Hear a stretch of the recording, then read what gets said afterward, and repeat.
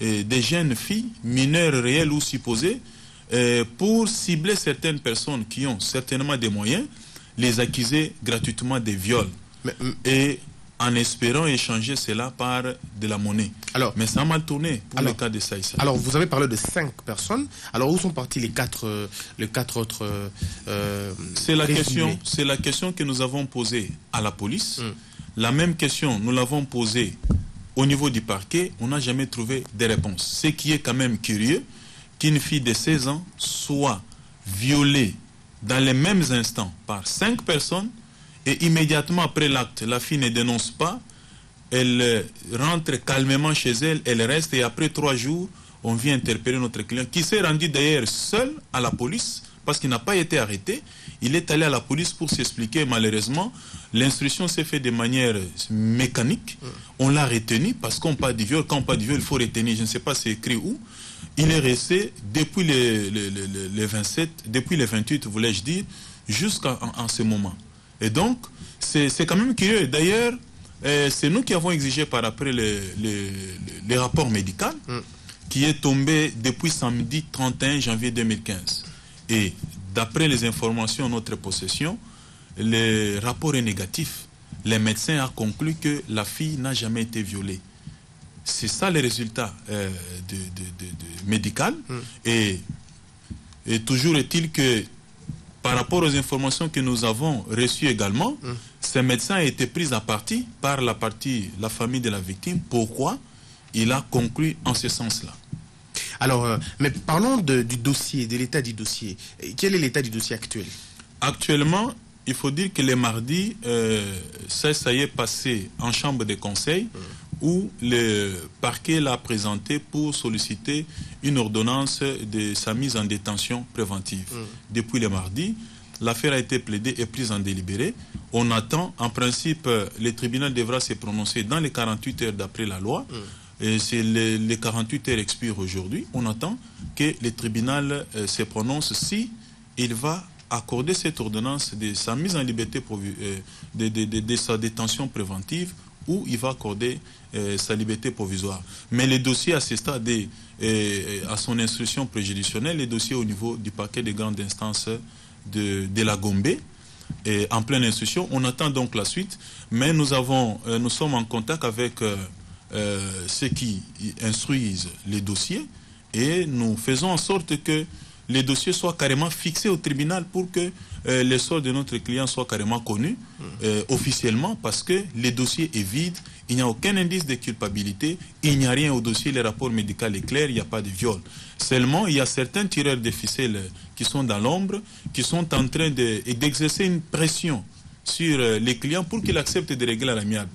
Et si cela se faisait, donc leur objectif sera atteint. Mais malheureusement, comme je l'ai dit, c'est une affaire commerciale qui ne payera pas malheureusement. Alors, donc, on attend soit que les parquets classent les dossiers sans suite, parce qu'il n'y a pas de preuves, ou que le dossier soit fixé pour que finalement les juges puissent acquitter notre client. Alors si à vous croire au mot et qu'on accepte votre hypothèse, allez-vous encore une fois introduire une action réconventionnelle contre la famille de cette fille ou alors contre ses médecins? Vous devez savoir que pendant que notre client se trouve injustement détenu en attendant l'issue de l'instruction, la famille de la victime ne cesse d'envahir les médias pour continuer à salir sa réputation, le présentant comme un violeur, n'est-ce pas? Ce qui est tout à fait faux, parce que le rapport médical est clair là-dessus. Et donc, la réputation de notre client est déjà entamée. Et dans le cadre de sa réhabilitation, l'action réconventionnelle est envisageable. Est envisageable. Voilà. Alors, Maître Tony, je rappelle que vous êtes avocat de Fiston Saï Saï et vous avez certainement traité beaucoup de dossiers de cette matière-là. Mais est-ce que pourquoi Saï Saï est aussi rapidement placé en détention aussi vite que ça, un père des familles qui a une adresse connue, dont je dirais même que son identité n'est pas douteuse, mais pourquoi est-il rapidement arrêté, même contre l'article 18 de la Constitution? Nous avons présenté tous ces éléments-là en chambre de conseil. Nous avons démontré devant les juges que toutes les conditions qui pouvaient justifier sa détention ne sont pas réunis. Et donc, tout ce qu'on attend de ce tribunal, qui leur donne carrément la mise en liberté de notre client. Les choses sont allées vite, je l'ai dit tantôt, pendant l'instruction, il y en a qui réagissent un peu de façon mécanique. Lorsqu'on parle du viol, tout de suite, l'OPJ ou les parquets croient qu'il faut mettre la main sur la personne, même sans réunir les indices de sa culpabilité.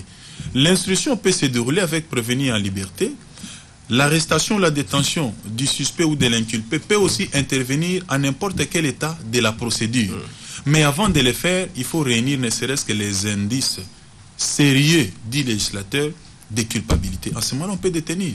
Mais on parle du viol, d'un prétendu viol, immédiatement, on doit mettre la main sur la personne.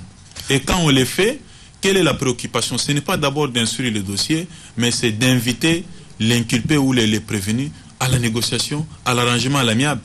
Voilà. Donc, c'est que notre client a refusé parce qu'il se reconnaît innocent, il n'a jamais commis ces faits, ne serait-ce qu'avec la réputation qu'il a dans cette ville.